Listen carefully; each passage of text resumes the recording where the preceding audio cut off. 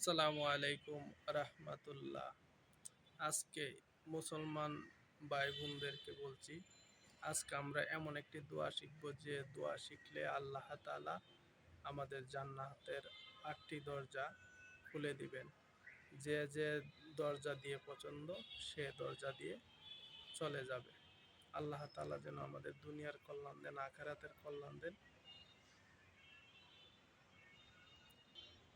আমাদের জীবনের সবচেয়ে বড় লক্ষ্য কি? তা হলো আল্লাহর সন্তুষ্টি ও জান্নাত অর্জন। আমি আজ আপনাদের এমন একটি ছোট দোয়া শিখাবো যা পড়লে জান্নাতের দরজা আল্লাহ তাআলা খুলে দিবেন ইনশাল্লাহ।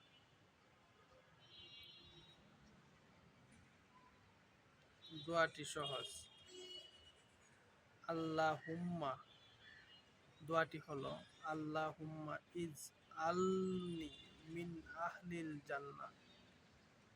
অর্থ, হে আল্লাহ, আমাকে জান্নাতবাসীদের অন্তর্ভুক্ত করুন। এই চতুর দোয়াটি নবী করিম সাল্লাল্লাহু আলাইহি ওয়াসাল্লাম তার সাহাবাগণদেরকে শিখিয়েছেন। ফজিলত এবং হাদিস। হাদিসে এসেছে নবী করিম সাল্লাল্লাহু আলাইহি সাল্লাম বলেছেন, যে ব্যক্তি জান্নাত কামনা করে, জান্নাত নিজে আল্লাহর কাছে তার জন্য দোয়া করে, হে আল্লাহ, একে জান্নাতে দাও। তিরমিজি শরীফ। বাবুন, আপনি একবার বললেন আল্লাহুম্মা ইজ আলনি মিন আহলিল জান্নাহ, আর জান্নাত নিজে আপনার জন্য দোয়া করছে। তো দোয়াটা মূলত কখন কিভাবে পড়বেন? এই দোয়াটি আপনি দিনে বহুবার পড়তে পারেন, বিশেষভাবে নামাজের পর, দোয়া করার শেষে, কিংবা রাতে ঘুমানোর আগে। আর যদি জান্নাতের প্রতি সত্যিকারের ভালোবাসা থাকে তাহলে এই দোয়াটি প্রতিদিন জীবনের অংশ বানাইতে পারেন।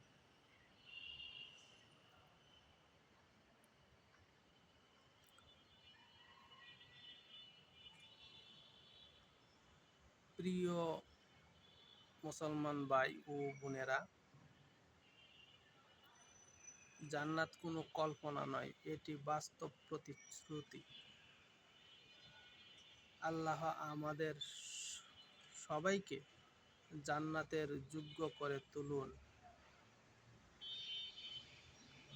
প্রতিদিন অন্তত একবার বলতে পারেন আল্লাহুম্মা ইজ আলনি মিন আহলিল জান্নাহ। যদি এই দোয়াটি